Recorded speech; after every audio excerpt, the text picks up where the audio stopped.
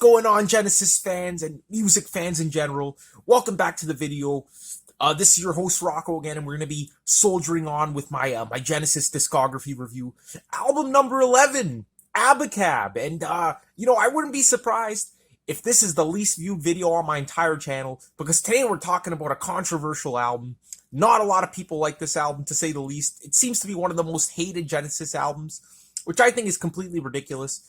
But some fans of this band, okay, they get so serious about when Genesis started to move towards a poppier, more succinct, tighter songwriting direction, that it seems like they would rather have the band totally disband right after Wind and Wuthering, rather than them continue and make albums like Duke, Abacab, Genesis, Invisible Touch, which I think is absolutely fucking ridiculous. It seems like the hate for these albums is just blown way out of proportion. And especially those fans that complain that Genesis betrayed their earlier sound and Phil Collins took over the band. I'm not even going to dwell on that shit, because we all know Phil Collins did not take over the band, first of all. That's just a proven fact.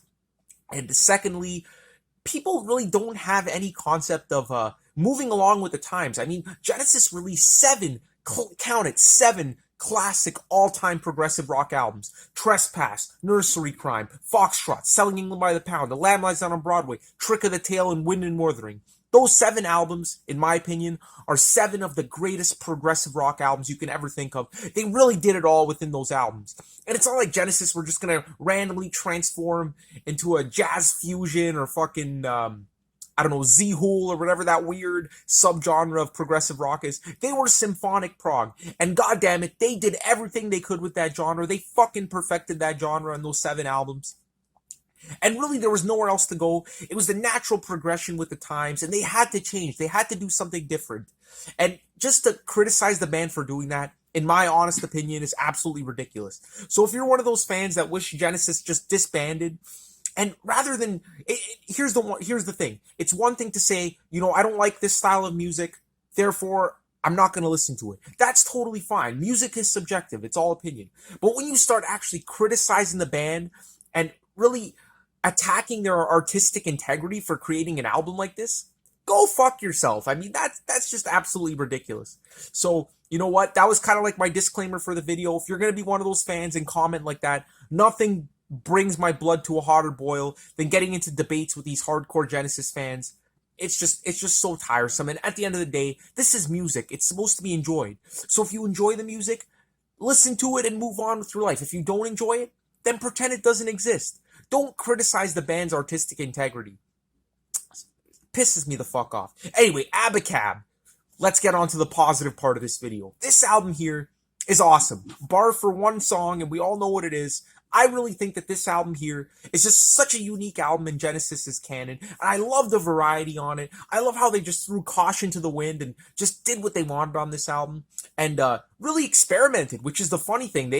Genesis actually experimented by going into this poppier, more succinct approach, which is ironic, because usually when bands experiment, they go into like the more of the prog kind of sphere. But for Genesis, it was the opposite. And I really do think they held on to their artistic integrity. And that is an argument that I'm going to make throughout the entire video. But this album here, it has the hit song, No Reply at All, which is probably one of the earliest Genesis songs I've heard now that I think about it, back when I was a kid. I'm sure I didn't even know it was Genesis. But when I heard this album for the first time in its entirety and that song came on, I was like, oh, fuck, that's Genesis. It was a pleasant surprise. And the first time I heard this album, I was in high school. I think I was in grade 10 at the time. And at this point, I was just heavily into Genesis. They were one of my all-time favorite bands, probably number 2 next to Led Zeppelin. And there was a box set that I really wanted to buy. It had all of the Genesis albums released in this period. So I think it was from, it had Trick of the Tail, Wind and Wuthering, and then there were 3, Duke and Abacab, if my memory serves me correctly. Or maybe it didn't have Abacab. Anyway, I really wanted to buy that box set. And I'm like, fuck it, I don't like that Abacab album. Is it worth it? Should I just buy those 4 albums individually and leave Abacab to the side?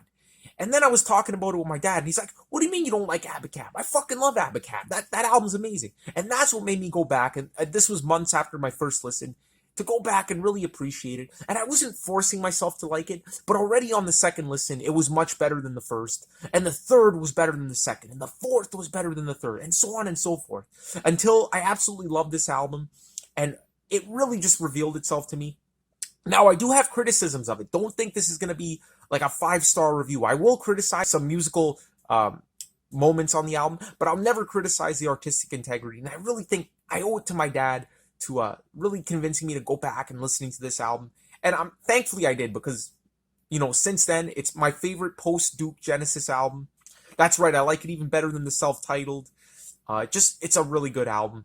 And I owe it to him, so thank you if you're watching. And yeah, I never ended up buying that box set, by the way, because I got iTunes shortly after and just bought that shit on iTunes. But I could have gotten that box set, so hypothetically. Anyway, guys, let's dive into the history behind this album, and then we'll get into the overall review. All right, onward with the Book of Genesis. This one here has a pretty interesting backstory to it, and there were a few major changes leading up to the making of Abacab, which you might expect with this album having such a drastic change in sound from their earlier work. So first of all, let's put ourselves into a frame of reference here. This is the 80s, 1980 to be exact, and Genesis had just completed their Duke tour, which lasted, I believe, until June 1980. So a very successful tour. If you guys want to see an awesome DVD of that tour, you gotta check out Genesis live at the Lyceum in London. Fantastic performance, some great Phil Collins banter, some fantastic performances of even a lot of songs from And Then There Were Three, which was kind of a rare period for Genesis. They would never really play a lot of And Then There Were Three songs later on. So a really nice documentation of that era of Genesis. Really cool. Anyway, so they finished that tour, and at this point, as I mentioned, Phil Collins had a lot of leftover tracks that ended up becoming his debut album, Face Value. And this album here, it was released in February of 1981, so the band took a little break after the Duke tour, and Phil Collins finally got to write and record the rest of the Face Value album. And this album here made Phil an international sensation. And the crazy thing is, at that point, after releasing Face Value, he was bigger than Genesis, by far. I mean, that track, In the Air Tonight, they play that shit on the radio to this day, multiple times per day. A very overplayed song, if you ask me, but that's besides the point. So anyway, Phil Collins was now an international star, and Genesis were probably thinking like, fuck, that's it, man. He's gonna ditch us, go on to a solo career, make millions and billions of dollars, or whatever the fuck it is. And Genesis was in flux at that point, but Phil Collins reassured Tony Banks and Mike Rutherford, I'm not going anywhere, guys. I'm in this for the long haul. Fame is not going to change me. It's not going to change my artistic aspirations. And that's the number one thing I'm going to bring up. Remember how I mentioned that I'm going to say that I'm going to keep arguing that they didn't ditch their artistic integrity. If Phil Collins, okay, first of all, if the theory was true that he took over Genesis and transformed them into a pop band, why the fuck would he even stay in Genesis? Because he already had a successful pop solo career up to that point with Face Value. So the fact that he rejoined Genesis just dispels that myth 100% and shows that his true aspirations, his heart was really with the music altogether. Although a solo career I'm not a huge fan of, it is a little bit too poppy for my likings. It shows two sides of Phil Collins, and he really appreciated that pop, those pop sensibilities, but also the artistry, and the blind ambition and creativity of a band like Genesis. So he went back to Genesis after the Face Value tour, and he came in as a superstar, and the band thought like, maybe his ego was gonna be off the charts. It's going to prevent us from really writing the music we want, but it was just as collaborative as ever. And in fact, it was so collaborative that these guys went out, bought a fucking farm, converted it into a studio called The Farm, and they all basically moved in and wrote this album as a pair of equals. Sure, there's a few solo tracks here and there, but and by solo tracks I mean songs that were kind of preconceived, pre-written, brought into the sessions and developed it collectively as a band. But for the most part, just like Duke, this was really a group process, working together in this farm, and Phil Collins just dispelled any myths that he was going to come in, take over the band, and demand more creative input into it. So really, it just shows how great of a guy Phil Collins was. I think anyone else would have ditched the band and moved on to do his own thing, but his heart was really into it. So I love you, Phil Collins. Keep on going, man. Speaking of Phil Collins, he hasn't been looking too great lately. I hate to say it. Hopefully everything's okay. Hopefully he's just acutely ill, not chronically. I know he has his problems with his arthritis and everything, but Anyway, my heart goes out to Phil right now. Hopefully everything's good, and we'll see what happens. But anyway, so these guys were recording the album. They recorded it during May to June 1981. Got to check my notes here. And these guys worked really hard, about 14 hours per day, which was crazy. Again, given that short range, May to June, that was a pretty short time for Genesis to be working in the studio. So they must have been working hard. And these guys worked so hard that they had enough material for a double fucking album. And, you know, they were actually tempted. They're like, maybe we should release a double album. But then they're like, nah, we did that with The Lamb. We're not going to do that anymore. So they decided, okay, we're obviously going to have to make a lot of cuts. About half the songs had to be cut. And at this point, Genesis, again, just the historical context with Duke, they definitely moved towards more short, poppy, accessible songs. But with Duke, they definitely maintained a lot of that classic Genesis sound. I mean, look at Duke's Travels. It's a 10-minute instrumental extravaganza. Still had a lot of those symphonic keyboards, a lot of those really melodic moments, reprises, things like that. So I really argue that Duke still is a progressive rock album. And they recorded a few songs similar to that for Abacab as well. But at the end of the day, they just decided to make a drastic change. They said, you know what? We're becoming caricatures of ourselves. We've already done all these themes. We're basically just rinsing and repeating ideas. We're going to pick the songs, and we're going to write songs that sound nothing like what we did before. And that's just exactly what they did. They totally changed their style for this album. And it does have a lot of pop hooks, but there is a lot of experimentation, even some avant-garde stuff, to be honest, on this album. We'll talk more about the specifics after.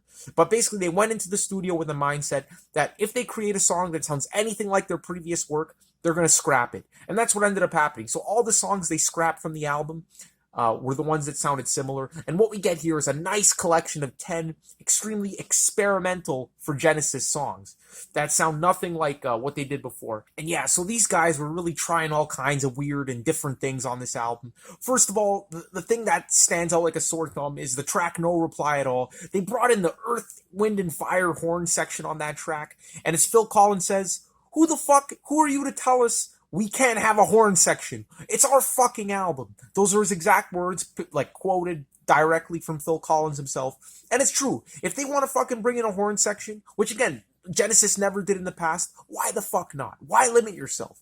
And again, Phil Collins had worked with them on face value, and he enjoyed the experience, and he thought they would add a lot to the album, and they definitely did for that one track.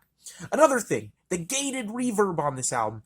That's something that Phil Collins and in particular their producer, I forgot his name. Fuck, I should remember this. But anyway, back when Peter Gabriel did his Peter Gabriel 3 album, which is a fantastic album, by the way. Probably got to review that one of these days.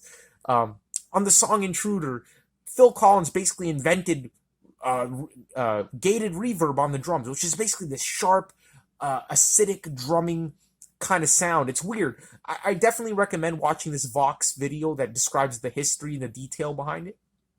But it's basically the drum sound of the 80s. It's like this drum sound that just cuts through. Again, you'll hear it on In the Air Tonight.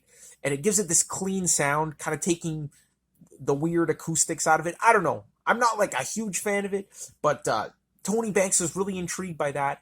And they thought they'd incorporate that into the album. So you hear that a lot, especially on the track Abacab and a lot of the other songs as well. And apparently it inspired Tony Banks to totally change his keyboard style. And you could really tell he did on this album. I mean, gone are the symphonic things of the past. This is just a way more focused and just weird Tony Banks. I mean, it sounds nothing like the guy. So really interesting stuff there. Anyway, we'll get more into the details later. But they were trying a lot of new things. Even the album artwork itself, it was this abstract painting. And apparently they were really picky with this album artwork. I mean, they kept being presented covers that they just hated. And at one point, the producer said, wow, these guys are only good at telling us what they don't like. But when they finally settled on an album cover, it was perfect. You know, probably the worst Genesis album cover from just an artistic perspective. Just this abstract painting. But really, that's what they were trying to get across. So although it's kind of minimalist and shitty, it's the perfect fit for this album, which was trying to be abstract. And it's cool how originally they released 4 different color schemes of the album cover. Now it's just the main one being released. The other ones are out of print, but that gave it a cool kind of artistic twist to it. So really, they were just doing all kinds of different things on this album, trying out all the shit. But the most important thing was they were really collaborating. And that's the main thing with Genesis at this point. They were really just, with the group of 3, they really had no room and no time for writing their own songs and presenting them in the studio. It was just a great collaborative process, and they really enjoyed it at this point. Whereas before, when there were 5 members in the band, it was always like, oh, I want this on the album, I want that on the album, blah, blah, blah, right? A lot of arguments. Now, the one thing I will say about this album, the one major blunder on this album, and to this day, it still fucking pisses me off.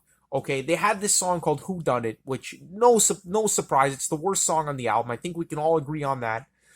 And this fantastic song, You Might Recall. One of the best songs. If this was on the album, it would have been probably the best, if not probably the second best. But you know what? I would probably say it will be the best song on the album. And Ahmet Etragun, sorry if I'm mispronouncing it, the head of Atlantic Records, great guy, by the way. I fucking love the guy.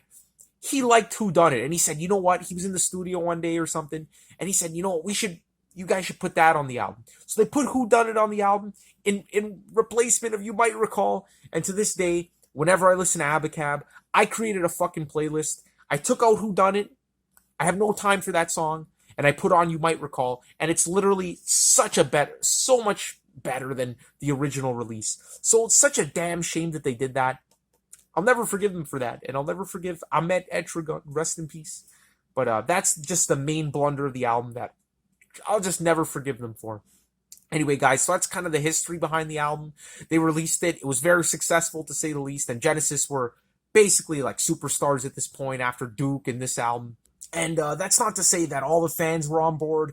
I mean, there's a story Tony Banks tells that when they played in Holland, they were getting booed whenever they played the Abacab songs. And I guess that country there must have had a higher concentration of the classic prog fans. Probably the same thing in Italy, my homeland.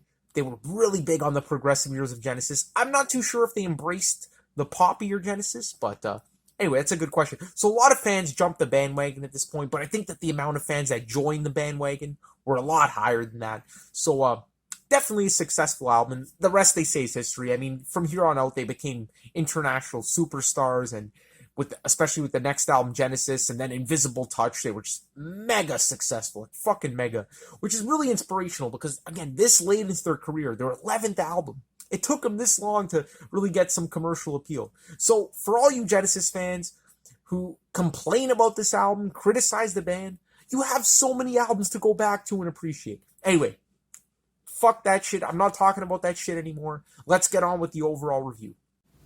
Alright, guys, so this is going to be a challenge because Abacab is just such a weird album in Genesis' discography. And I think the best way to really review it is to kind of compare and contrast it with the previous Genesis discography. And when I say compare and contrast it, I really mean contrast it. Sure, there are some elements here and there that they had to really take from like their earlier career. It's hard for a band to just completely change their sound, but they came pretty damn close to doing that. And really, they just went into uncharted territories, into really uncharted waters on this album. So, really strange album. And again, I could totally see how people wouldn't like it, being such a drastic change from their previous work. But again, the main thing I want to get across is that, you shouldn't be criticizing a band for changing. Again, times change, music changes, and the band really, their heart wasn't in that kind of music anymore. Like, they didn't want to just become a caricature of themselves. So that's why Genesis really went off into the studio with a mission to really just diversify their sound. And there are just so many changes they made. First of all, let's talk about their sound in general, okay? Coming off of Duke, Duke did have a lot of poppy moments, Turn It On Again, Misunderstanding, some really commercial sounding songs with catchy choruses. That is the one thing that this band really continued from Duke. There were a lot of catchy, accessible moments on the album.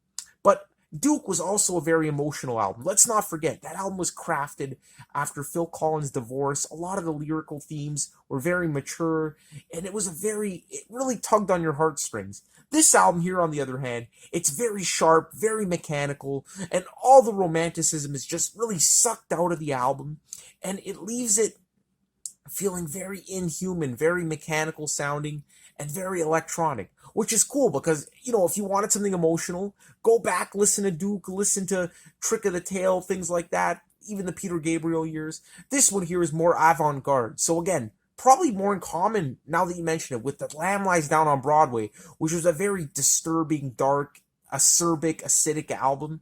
compared to the romantic stuff that came before that, like Selling England by the Pound and Trick of the Tail, which obviously that came after Wind and Wuthering, which were very romantic albums.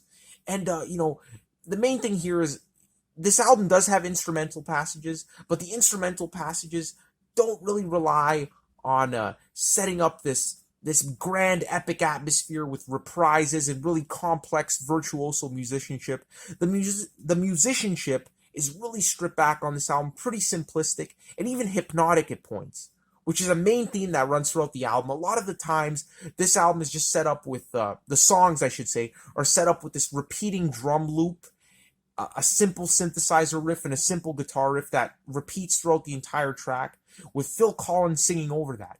And it gives it this really trance-like hypnotic feel, especially on the title track, Keep It Dark, points on Dodo, Lurker, and things like that. So that is a running theme throughout the album. And yeah, the synthesizer playing by Tony Banks is just absolutely crazy. It's so in your face, so simplistic and stripped down that it really does feel like inhuman, mechanical, and electronic sounding, which is vastly different from the romanticized, epic, grandiose, orchestral, symphonic synthesizer and keyboard playing of Tony Banks in the past. And again, he said that with Phil Collins and his gated reverb, which appears on many of the tracks, giving the songs like this loud, sharp, in-your-face drum sound. That really changed his whole approach to playing the keyboards for this album, and it really shows because his keyboards are totally different on this. But you know what? You do get a lot of those climactic moments on the album, but they're always kind of interspersed between these crazy mechanical experimental sections. Like, for example, on the song Dodo Lurker, which we'll get into, there are some pretty big climactic Genesis moments, and it's really cool. Now, in terms of prog, is this a prog album? People say this is a simplistic pop album, and I would totally have to disagree with that, because this album here is prog, but prog in a different way. A lot of the songs have extremely unconventional song structures, like Me and Sarah Jane, Dodo Lurker. They're just all over the place, all kinds of different styles interspersed. So by definition, I would still say it's progressive rock, but the music itself, again, is really bare bones, really minimalist and stripped back. But again, contrasting with all the different styles, it still retains that prog feel. So I consider this album prog in a different way. There's a lot of experimental sections that wouldn't have been accessible at the time. Like, for example, the song Abacab has this long extended fade out that really sets up this atmosphere in this kind of trance-like state that wouldn't have been a big hit on the radio. So again, these guys weren't set out to write a commercial album. Like, they were set out to write something extremely, extremely challenging and experimental. And of course, you have so many varying styles on the album. You got funk, you got R&B, you got electronica, all kinds of different shit going on. You got like classic rock as well. Again, let's not forget that the band did write like some of their own individual tracks for this album. Tony Banks bringing in Me and Sarah Jane, which is probably one of the more experimental ones. But Phil Collins and Mike Rutherford writing some more conventional stuff that would have been on Duke, which appear later on the album. So really, the album is just experimental as fuck for the first 6-7 songs, but the last 2 or 3 tracks that come at the tail end of the album are more of the conventional ones that the band members wrote individually, and it kind of gives the album this kind of imbalanced kind of feel to it. So that's the one thing I would have changed. I would have really taken those last 3 tracks and kind of scattered them throughout the album, because they are really the most conventional songs on the album, and just putting them all at the end kind of gives it this unbalanced kind of feel. But for the most part, the album is very experimental. So really, I don't know what else to say about this album. It's very hard to describe, very hard to review. And again, I just want to reiterate, the song Who Dunnit shouldn't be on this album. It should be You Might Recall, which is one of their best post-Duke songs, in my opinion, by far. But yeah, guys, so just to summarize, this album here is just a really stripped back, experimental version of Genesis, diving into a whole bunch of new things. But yet, there are a few songs at the tail end of this album that keep their more conventional sound, stuff that they were doing on Duke. So it isn't like a 100% 180 in their sound, but it's really weird. And again, it's prog in a different way. There are a few long extended songs like Abacab, Dodo Lurker, and Me and Sarah Jane, which have crazy song structures that just shift all over the place. So if you're a prog fan, I really do think there are a lot of things to like about this album. Even though it doesn't have the romanticism, the big epic reprises, and the big choruses, the big the big time changes and virtuosity, I still think the experimentation will tickle your fancy as a prog fan. So I really like Abacab. So guys, without further ado, let's get into the track-by-track reviews to really talk about what makes this album, what gives this album that allure, that weirdness, that eccentricity.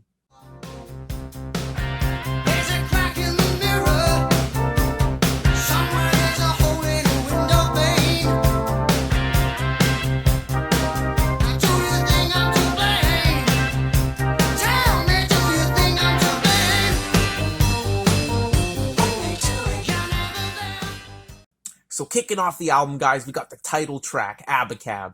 And I could just picture myself, in 1981, coming fresh off a Duke, being a Genesis fan, putting on this album, and the first thing you hear is this track, and being totally flabbergasted, totally confused, thinking maybe the band's pulling a fast one on you, thinking maybe like there was a printing error, maybe it was a different band and they printed the name Genesis on it by accident. But no, guys, I have to assure you, this is Genesis.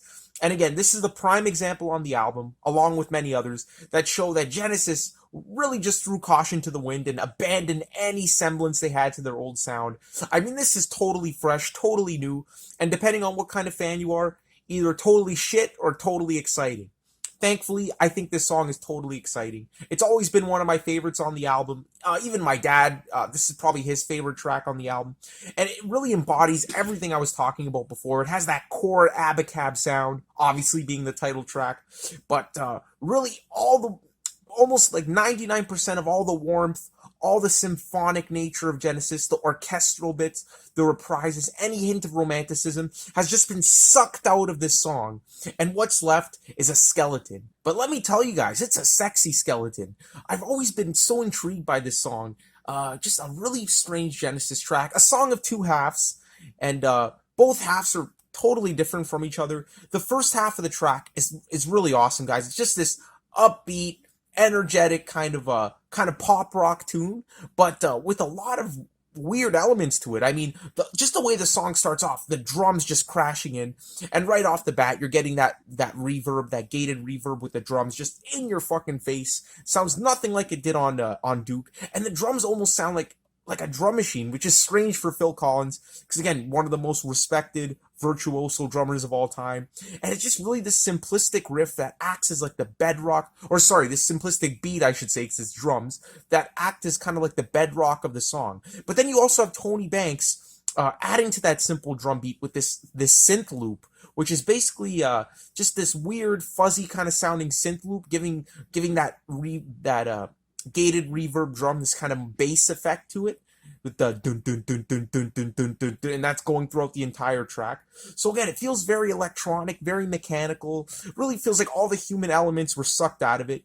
But then Mike Rutherford comes in with this charging riff, and again, it's a really simplistic riff, but really cool. I love how it just cuts in and out with the really rockin', really bluesy. And then Phil Collins comes in, and Phil Collins sounds awesome on this track. I mean, he's really putting a lot into the vocals, giving it a lot of oomph, really showing his more acidic, more in-your-face, powerful kind of vocals on the track, rather than his softer side that he was doing on Duke there. Really great vocals. Again, I have no idea what the fuck the lyrics are about. It's supposed to be nonsense. It's supposed to be abstract. And speaking of that, the title of the track itself, Abacab, is just totally abstract. Basically, what it was there were 3 bits of music in the first part, and the band were just trying to figure out how to arrange it. And at one point, it spelled out Abacab, so part A, part B, part A, part C, part A, part B. But at the end of the day, the finished product ended up being a totally different sequence that was impronounceable. But they liked the ring of that.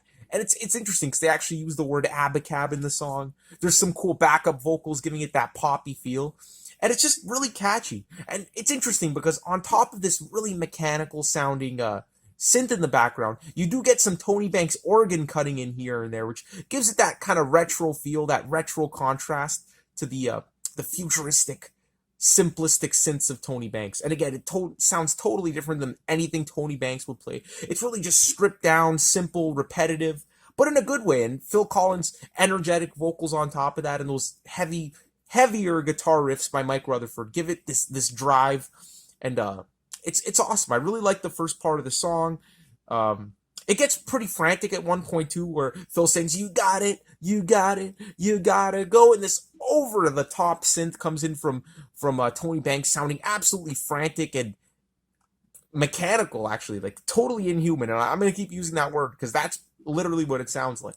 No romanticism, just Tony Banks literally hammering down on the synth with the might of 1,000 fingers. Now, here's where the song gets fucking awesome for me, guys. The first part is awesome, but the song just totally winds down to this hypnotic, atmospheric section, which lasts about 4 minutes. And the first time I heard the track, I thought this was a little bit boring. I thought, wow, it goes on so long. But I just love it. It gives you, it's just so fucking hypnotic with that drum loop repeating over and over again. And then Tony Banks going in and out with these sparse keyboard sections, these sparse synth sections. And same goes for Mike Rutherford. And it really puts you in a fucking trance. And to this day, I've never gotten sick of this part. I never feel like it's over long, even though it's literally a 4-minute fade out of the track. I think this is really the best part of the song. And yeah, the guitar and synth trade-offs during this part are absolute genius. And there's this part where the synth builds up and intensifies, and the guitar echoes it, and they kind of trade off for a bit, which is really cool. Then at the end, the organ comes in, and we get this bluesy kind of guitar solo, which, again, is probably the most human part of the song, the part of the song with the most emotion, with the most feeling. And that's how the song ends off. So really cool track. Really exemplifies the whole sound of this album. Catchy, poppy in the beginning, with that mechanical kind of inhuman feel. But then the ending is just this fucking trance. You gotta experience it, guys. You gotta listen to it. It's hard to explain. But yeah, Abacab, the title track, it's great. I'm gonna give it a 9 out of 10, and I mean that with absolute sincerity. It's one of my favorites. Look at me. You never look at me. Ooh, I've been sitting staring. Seems so long. Man, I fucking love No Reply at All. I don't care what anyone says. I find it hard to believe that prog fans can't enjoy this song. It's just so happy. It's so joyous, so upbeat, funky. I absolutely love it. Of course, it's the infamous song where they brought in the Earth, Wind, and Fire horn section, and it just adds a lot to the track. Again, it was the first time they brought outside musicians into the band to guest star on the song, and it was a great addition to the album. Again, giving it that diversity. I mean, it sounds nothing like the first track, but it still has a few elements that Abacab already established. It's just a really catchy pop song, guys. I mean, you can't go wrong here. Basically, Genesis doing some R&B. So again, experimenting with different styles. And I really love everything about this song. I just have to give a shout out to Mike Rutherford for his melodic bass lines that just run throughout the entire track. Fucking awesome bass playing on this song. Really something to focus on when listening to the song. And Tony Banks' disco-like, rapid-fire, disjointed piano riffs going throughout the entire track, giving it this drive. This whole song really has the drive to it, and with the Earth, Wind, and Fire section just cutting in and out sporadically rather than playing continuously throughout the song, it gives the song this sharp quality that would have been missing if it was just horns blaring throughout. Really, they just come in and out periodically, giving it those little sharp bursts of energy. Phil Collins, fantastic job on the vocals on the song. There's kind of like this echo effect to his voice, giving him this kind of weird, kind of distortion to his vocals. But it's really cool. I love it. And the song also has like this wind down section in the middle where Phil Collins is just extremely powerful, and the whole song kind of just swells up. And it's actually really emotional. You get some piano coming in there. Really cool part of the song. And of course, the fade out with where the Earth, Wind, and Fire section really come in and do their things. Really awesome. It's just a fantastic pop song with horns, some fantastic melodic bass lines. You can't go wrong with No Reply at All. Easily an 8.5 out of 10.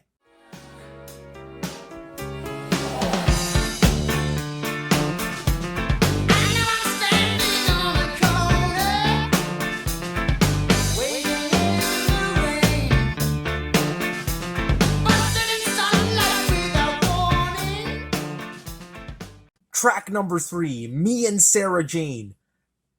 Guys, I don't even know how to fucking review this song, okay? This song is just absolutely all over the fucking place. It's so freaking experimental, and I feel like a lot of the progressive rock fans, if they were to like any song on this album, this would be it, because it's constantly changing, but it's still, like, the musical sections in and of themselves are still pretty simple, based on simplistic riffs, but there's just so much going on in this song, and I've been torn on this track for years. I've had periods where I fucking love this song, periods where I didn't like this song at all, periods where I thought it was just mediocre. I don't know what the hell's going on with this track. It's like the most schizophrenic, bipolar, fucked up song on this entire album, but I love it. Right now I'm in one of those phases where I'm really liking the track, really liking the variety, and this was actually the song that Tony Banks brought into this album, like pre-written, but it's just so strange for a Tony Banks song. It's got so many different elements. I think the best way to review it is just to go through the sequence of events here, just to really give you an idea of how crazy this track is. So it starts off with a drum machine and this weird kind of percussion in the background. This moody synthesizer comes in and it creates this dark, ominous kind of vibe. Then Phil Collins starts singing and he's using this soft, eerie kind of range of his voice. We've got some eerie piano going on. Just the first minute and a half of this track is really atmospheric, really eerie, and you really don't know what's gonna fucking happen. But then at the 1 minute mark, it really starts picking up. And it starts to build up and swell up, and you start feeling something deep down inside. You start feeling like, oh, this is going to be one of those Genesis moments that just, leave you in a trance, leave you speechless with its sheer beauty. And it starts off that way. But then it's weird because the tone just completely changes back to being ominous with these weird backup vocals and this sleazy, jazzy kind of synth solo or riff comes in, and you don't really know what to think anymore, because for a second there, like, Genesis, they were geared up to give you one of those big emotional climaxes, but it's almost like they remembered, wait, this is Abacab, we can't do that, and then they just totally changed the whole mood of the track. So fucking weird. The first 2 minutes of the song are extremely weird.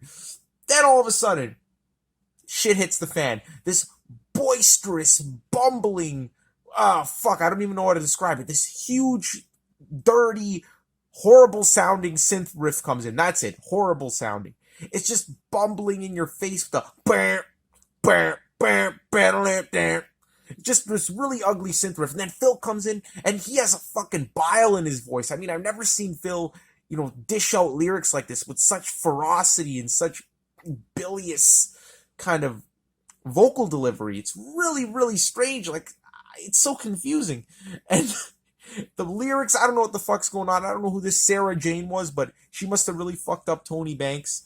And then at the 3 minute mark, we get this weird, or the 3 minute and 30-second mark, we get this weird atmospheric section, this really dreamy section with Phil singing in this tinkling keyboard in the background, which is so out of place.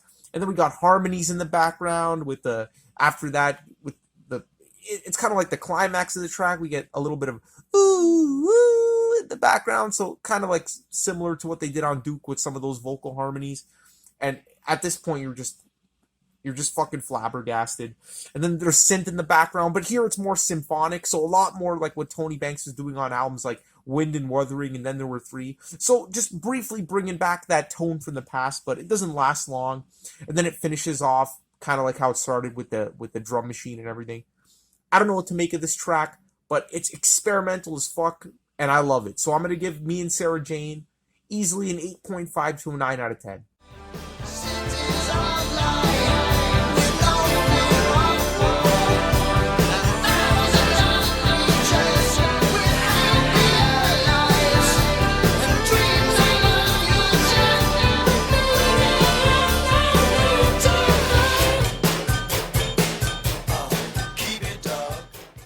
Next track on the album, Keep It Dark. One of my absolute favorites on the album, definitely in my top 3, along with Abacab and the next track on the album, Dodo, Lurker. This one here, like the title track, it's based on this really simplistic bedrock. Of course, you got the gated reverb drums like on all the tracks on the album, and you got this sharp this weird simplistic guitar riff, the dun dun dun dun dun dun. That just kind of plods along with this sharp electronic synth just cutting in and out, giving it little bursts of, mechanical feel. And I feel like I'm using the same words to describe all these songs, but they have this core kind of sound to it.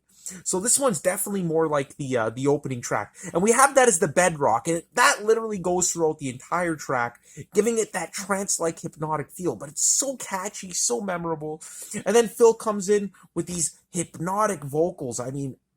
Awesome. And the song it's interesting. It's about someone who gets abducted by aliens or gets taken to like this far off fantasy land. And then he comes back and, he can't tell anyone because no one would fucking believe him. So he has to live with that for the rest of his life. So pretty funny lyrics there.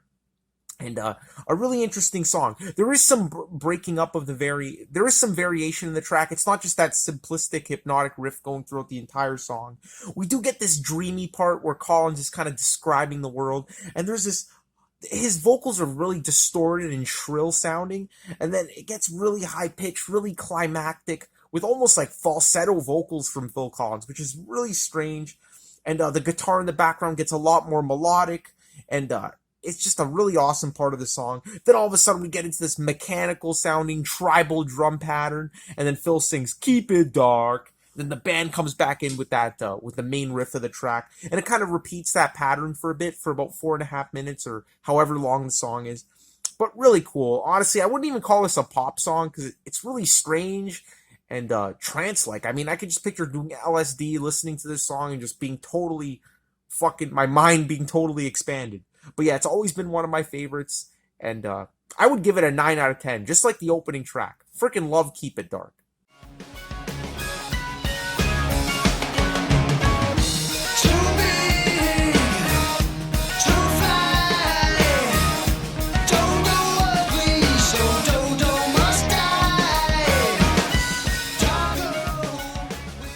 Next track, Dodo Lurker. This is probably the epic of the album, if you could call anything the epic.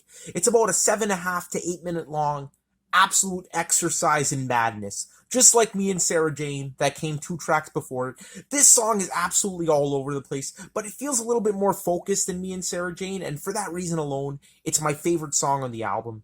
And it does bring back some of those earlier Genesis moments that I was talking about. It has those big, powerful choruses, the big, powerful climaxes, but also a lot of experimentation at all. So, although I'd like to say this was kind of Genesis going back to what they were doing on Duke, and then there were 3 and things like that, I can't say that because there was just so much new about this track. Again, even new compared to what was on the album before. So let's get into Dodo Lurker, because this track here is just absolutely bonkers. So it starts off with this absolutely menacing synthesizer riff, and Mike Rutherford really complements that with some wailing guitar lines, and it's really ominous, really sinister. You're like, where the fuck is this going? But then that doesn't last long, and all of a sudden we get into this driving rhythm. We get these heavy Mike Rutherford riffs that just chug along in the background, with Tony Banks playing this weird, high-pitched, playful, yet still has this weird, ominous vibe keyboard line. Oh fuck, I can't even imitate it. You just gotta listen to it to believe it. But it creates this weird contrast, this weird effect between the heavy riffing in the background from Mike Rutherford and the heavy guitar tone, I should say, and this weird, playful, experimental synth riff that Tony Banks is doing, which again is just totally indescribable. You just gotta listen to it. Then all of a sudden Phil Collins comes in, and there is a lot of drive behind his voice. The lyrics are absolute nonsense. They even mentioned Darth Vader at one point. Something like a dodo being too big to fly, things like that. Just absolutely abstract, just like the title track Abacab. Really doesn't mean anything. It's all meant to be this weird, abstract work of art, which it really ends up being. And then, out of nowhere, I couldn't believe it when I first heard this track. Genesis get into the funk. This awesome, funky bass line comes in, and Phil Collins has this weird distortion to his vocals again, giving him this really, really deep voice. And it's just surreal. It's unlike anything we've ever heard from Genesis. Bringing in the funk elements into the song, it's awesome. And then all of a sudden, I couldn't believe this either, it gets really climactic, really epic sounding when Phil Collins says, "Where does he go? What does he do?" And the synths come back in, and it's one of those big classic Genesis moments with that emotional climax, which is just totally unexpected after this weird funky section, which is just so so lifeless, so mechanical, especially with all the distortion, the synth, and the funky bass lines. It's just, honestly, I'm struggling to even describe these songs, guys. They're that weird, that experimental. Then it kind of gets back into the main thing with that weird keyboard riff. It kind of repeats the first half of the track. Then before you know it, the whole song just kind of comes to a halt, and Phil Collins comes in and just says this weird riddle, like kind of spoken word, and it's just, apparently there was no solution to this riddle. It was just a joke that Tony Banks threw into the song. And after this riddle, we get this weird, trippy synthesizer riff that comes in. It's so fucked up, but yet so playful at the same time. And I just love how they contrast that with the big moment that comes up. This is probably the most climactic part of the song. And I'd say starting off with that riddle onward, this is like the Lurker part of the song. The first part being the Dodo. And it's just, it has the big organ sounds, the big choruses. It's the big moment of the track, the climactic moment. And we even had a climactic moment earlier in the track, but this part here is just absolutely beautiful. And it contrasts with that over the top, extremely playful and fucked up synthesizer riff, the and it just doesn't fit together, but it works somehow. I don't know, guys. I'm just struggling here. It's just a batshit crazy song. I'm going to give Dodo Lurker a 9.5 out of 10. That's right. It's my favorite song on the album. It's just one of those things you have to experience to believe. It's just, I love it.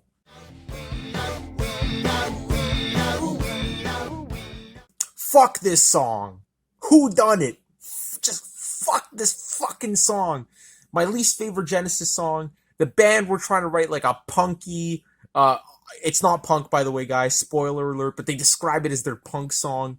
They were just trying to write this quirky, weird, avant-garde, synth pop kind of droning, weird song. And everyone in the band acknowledges it sucks. Tony Banks says it's one of their most horrible sounding songs, yet he loves it. Phil Collins says it as well. I feel like they were just trying to pull our legs with this track. By far the worst Genesis song ever made. And I don't find it funny, okay, guys? Call me a tight ass or whatever you want to call me, but I do not find Who Done It amusing in the least. And to be honest, when I listen to Abacab, I don't listen to this song because I replace it, as I mentioned before, with the phenomenal song, probably the best song on the album, You Might Recall, which should have definitely have been on this album. It's just an excellent, excellent song. I'm not really going to review it here, but this should have been in place of Who Done It. That song there is just one of my favorite Genesis tracks of all time, post Peter Gabriel leaving the band. So fucking good. So forget about Who Done It, make your own playlist and replace it with that track, and Abacab suddenly becomes a much stronger album. And the crazy thing is, they used to play this song live. That's right, they would play Who Done It live. Phil would wear this fucking scuba diving, snorkeling bullshit on his head, and it would just be this weird extravaganza, and yeah, I would have booed them too if I was in Holland. So, anyway, Who Done It? One of the shittiest tracks. A 3 out of 10.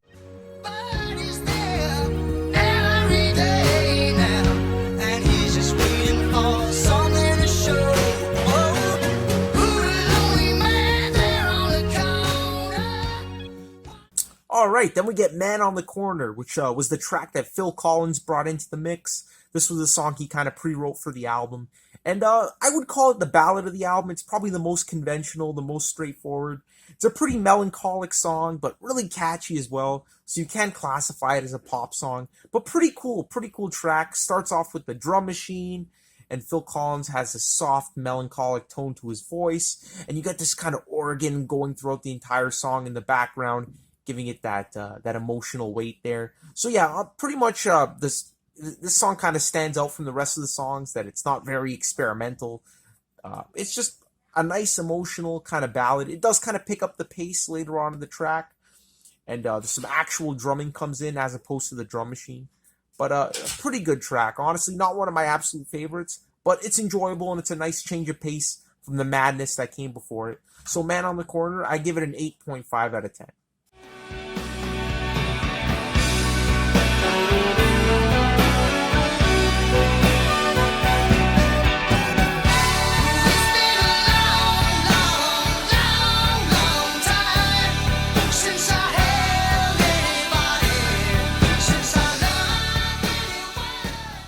Now, the next track here, we got Like It or Not, which was the Mike Rutherford song that he brought into the album. And just like Man on the Corner, this song here is probably one of the more conventional tracks on the album. It's notable for a few reasons. It doesn't really fit in with the overall theme of abaCRAP, just like Man on the Corner. And that really makes sense because both of those tracks were songs that were pre-written by Phil Collins and Mike Rutherford, respectively. And I feel like the experimentation and the craziness really came when the band rehearsed together, with the exception of Me and Sarah Jane being the Tony Banks solo composition, arguably being the craziest track on the album. But yeah, Like It or Not definitely fits more, sounds more like it could have been on Duke rather than this album. It has the big emotional climaxes. Phil Collins is really emoting on this track, kind of just at the end of the song with that extended fade out, just like he was doing on Duke, really giving it a powerful performance. There isn't any crazy synthesizer moments on the album or repetitive, simplistic, hypnotic, dare I say the word for the millionth time, drum patterns or drum riffs. This song has really an emotional, kind of melancholic vibe to it, just like the song before, but it's a little bit more powerful than that. And it has this awesome kind of saxophone sounding synth riff, the so that's a unique feature it has. But overall, Like It or Not, it's just one of those middle of the road songs on the album, but I actually really like it, and I think Phil Collins is definitely the star of the show on this track. So for that reason, I'm feeling a strong 8.5 out of 10, maybe in the range of an 8 to an 8.5. Some days I think it's an 8, but today I'm feeling an 8.5.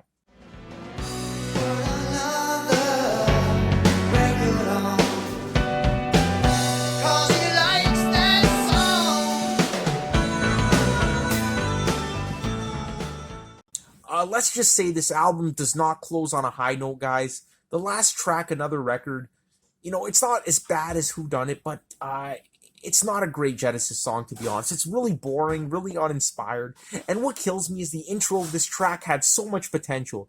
It's just this beautiful, ominous, atmospheric intro with these sparse guitar and synth lines coming in and this dirgy kind of piano playing.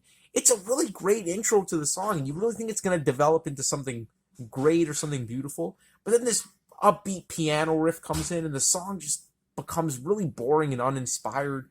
The chorus isn't very catchy, and it has this irritating synth line that sounds like a fucking harmonica. So like the song before, Like It or Not, where it had this cool synth line that kind of imitated the saxophone, this one here imitates the harmonica, but it does not sound very good. And again, it's just Phil Collins' vocals here don't really stand out. It kind of just plods along. It has a long fade out, but not a very interesting one. So I wish I could say that this album ended on a high note, but it didn't. And Another Record is probably a 6.5 out of 10 for me. Again, the intro kind of saves it from getting a lower score, but yeah, the rest of the track, which is over long as well, clocking in at about 5 minutes, it just doesn't do it for me. So that's Another Record. But you know what? We got to look at this album overall. That brings us to the end of the review, guys. And abaCRAP is just really an album of just absolutely crazy moments, things that the band had never attempted before, and they still held that progressive edge. I mean, as I mentioned in the overall review, this is prog, but in a different way. I mean, the song structures are just as crazy, just as unconventional, but yet the band tries a more streamlined approach to the actual music on the album. That's the key difference. So, you know what? abaCRAP, it might be a hated Genesis album, but I love it. It has a soft spot in my heart. And, really the proof is in the pudding. I go back to this album a lot. I really enjoy listening to it. And I think with repeated listens, you guys can appreciate it too. So abaCRAP is a very strong Genesis album. My favorite in the post-Duke era. So yeah, guys, that's pretty much all I got to say about abaCRAP. Thank you so much for watching. Stay tuned for the next video. I might be reviewing the self-titled Genesis album or going into different territory with different bands. But we'll see what happens. So anyway, guys, thank you so much for watching again. Peace out and rock on.